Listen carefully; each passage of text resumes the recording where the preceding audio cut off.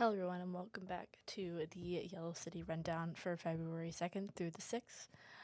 We're going to be looking at 3 stories this week, including from our top of the panhandle, the grandmother involved with the death of 2 Kansas moms in 2024 will serve life in prison. We're going to take a look into what her sentencing means and what it means for the other few that were involved with that case. Amarillo Public Health and Amarillo Animal Management and Welfare are addressing sick and dead birds around the area, and Booker ISD is trying to support families that were impacted by the herb beef fryer, as nearly 28% of those families were impacted.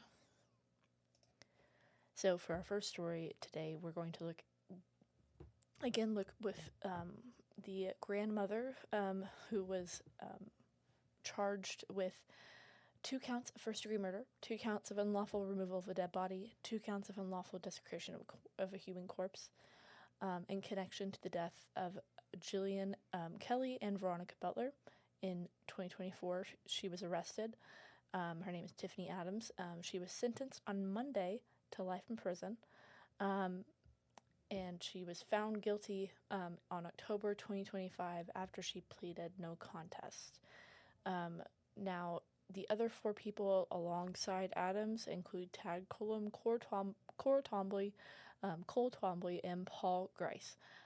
Cullum's trial date was recently set for October. Cole Twombly's was set for February 2027, and Cora and Grice are still awaiting further court dates.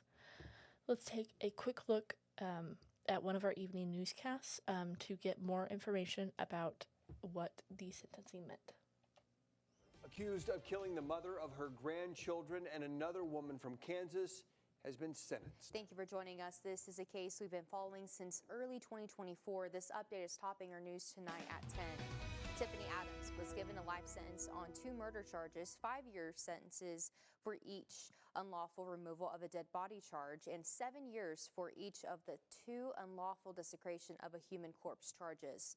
These will run concurrently. Adams pleaded no contest back in October as part of a plea deal. She is the first of the 5 suspects to be sentenced in the deaths of Veronica Butler and Jillian Kelly back in 2024.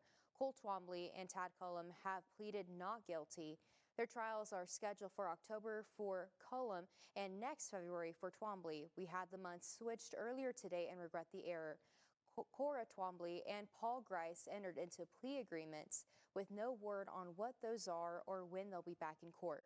A grandmother accused of killing the mother of her grandchildren and another.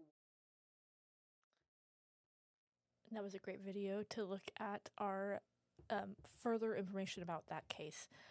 We're going to move on to our next story about bird flu in the area, possible bird flu in the area, actually. So the Amarillo Public Health and Amarillo Animal Management and Welfare are getting reports of sick and dead birds from around the area, and according to officials, both of those entities' officers have collected birds and are testing them for highly pathogenic avian influenza A. Test results are expected within the week and are going to be released upon receipt. And officials have noted that to minimize risk of infection in general for anybody or any animal, officials are advising to avoid contact with sick or dead birds. Let's take another look at another clip on what you should look out for with this bird flu. Officials from Amarillo Public Health and Amarillo Animal Management and Welfare are investigating reports of sick and dead birds across the city. Thank you for joining us. Clint is on leave. Fox 14's Plus Guerrero has more details on the risk to the public and what residents should know. That story is first on Fox tonight. Amarillo Public Health and Amarillo Animal Management and Welfare are working together after an increase in reports of sick and dead birds across Amarillo. Animal management officials say birds suspected of having avian influenza A have been collected from multiple areas of the city and sent off for testing. While avian influenza mainly affects birds, public health officials say human transmission is possible but rare. Everybody is different, and so some people will have mild symptoms all the way up to folks that we need hospitalization. And that's just the exact same with regular H2. So Animal management officials say they responded to a surge in calls over the past several days as birds continue to migrate through the area. So at this time, we have picked some up and we're sending them off for testing, or we have picked up, between 300 and 350 birds within the last several days that are suspected of having symptoms or are deceased from suspected avian flu. Officials say many of those birds were found near parks, lakes, and other areas with standing water. Pet owners are being urged to take extra precautions and keep animals leashed and away from wildlife. They see the symptoms in their own animal, that they isolate that animal from their other animals, and they seek veterinarian assistance with that, they wear proper PPE with their own animals as well, the gloves, a face shield if they can. That's if their own animals are showing those symptoms. Health officials say the seasonal flu vaccine does not protect them from avian influenza, but they still encourage residents to stay up to date with flu shots to reduce overall illness. Anyone whose pets may have been in contact with any sick or dead bird should contact a veterinarian. Live in the studio, Blas Girl, Fox 14 News. Maya? Blas, thank you. Health officials stress the risk to the public remains low, but say avoiding contact with sick or dead birds is the best way to prevent infection. For more information on avian influenza symptoms and how to report sick or dead birds, visit our website, myhighplains.com. And for our next story today, we're going to look at a situation happening with Booker ISD. Nearly 28% of Booker ISD students are tied to families that were impacted by the preferred beef group plant fire. It had disrupted operations at the town's largest employer. The superintendent, Michael Lee, said that nearly 28% of the students were connected to the families that worked at the plant.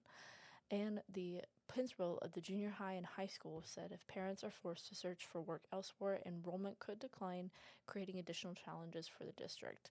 He also said that administrators are already seeing anxiety among students who fear their families may need to move. Let's look at a quick clip and see what other challenges they have been dealing with since this fire. Students in Booker ISD could be impacted by the ongoing disruptions at the Preferred Beef Group plant. Thank you for joining us. KAMR Local 4's Blas Guerrero has more details on how the school is supporting families and how the community is stepping up after that fire. That's our top story tonight at 10. School leaders at Booker ISD say the fire that happened at the Preferred Beef Group plant last week reached beyond the workspace. District officials say about 94 students are tied to families working at the meat plant. Superintendent Michael Lee says that connection means uncertainty for families can quickly turn into challenges inside the classroom. The Preferred Beef is our largest employer in town, and of course, the impact to them would be a big impact to our community. So. They're about 28% of our student population, and so we're hoping that they build back, and expect them to. Principal Paulo de Santiago of Booker Junior High and High School says families are already facing difficult questions about jobs and whether they need to move. In a small school district or in a small community, big business like Preferred Beef is the lifeblood. School in the big business because of the fact that we hold the majority of the population for them as employees and for us as with students. So it has great impact. But aimed the uncertainty, leaders say they have seen neighbors helping neighbors. Churches and community groups have organized food distributions while residents from across the Panhandle and former Booker graduates have reached out with support. There's been a lot of people come out and give donations, give out and work with the food, dispersing food. And so it's just been very nice to see that in our community. Both leaders say their focus is now making sure students feel supported while families wait to learn what comes next. Booker ISD officials say they're hopeful Preferred Beef will rebuild and employees will be able to return to work. They say the district will continue partnering with local organizations and provide food and resources for students and families. Live in the studio, Blas Guerrero, KAMR Local 4 News. Andy Mari. Blas, thank you. School officials say their priority is keeping students learning while making sure families know that they're not alone. And they also say donations and community support efforts are ongoing, with local organizations continuing to help families. And as always, we have more information about all these stories online at myhighpoints.com, including we have more information about the Adams sentencing, more information on what to know about symptoms regarding other animals, for the bird flu situation, and we also have more on the Booker ISD situation and their challenges that they're seeing. We're going to take a short break, and then we'll be back with our Route 66 Rewind and our Weather Watch.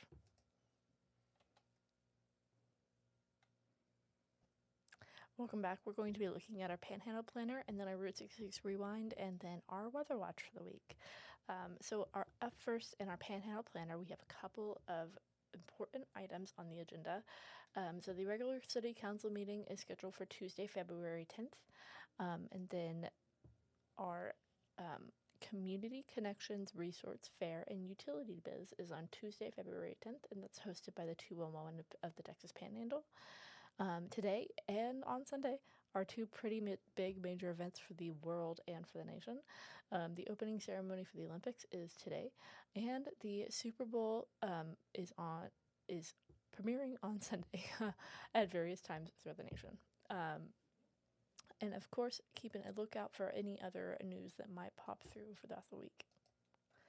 Looking at our Route 66 Rewind, I pulled something from February 6, 1924.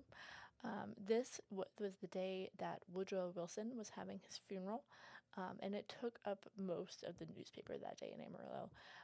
There were ceremonies nationally and locally, whether that be at a church or just in general.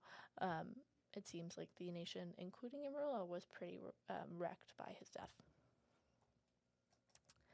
Looking at our weather watch from this week from Chief Meteorologist John Harris, we're seeing that the beginning of the week from him is going to be fairly warm. And as of today on Friday, as of right now, there is no rain or snow, and the chance is pretty slim throughout the week. And that is our end for our Yellow City rundown. Please excuse the bumps and bruises. However, I hope you join us next week. Thank you guys. Bye.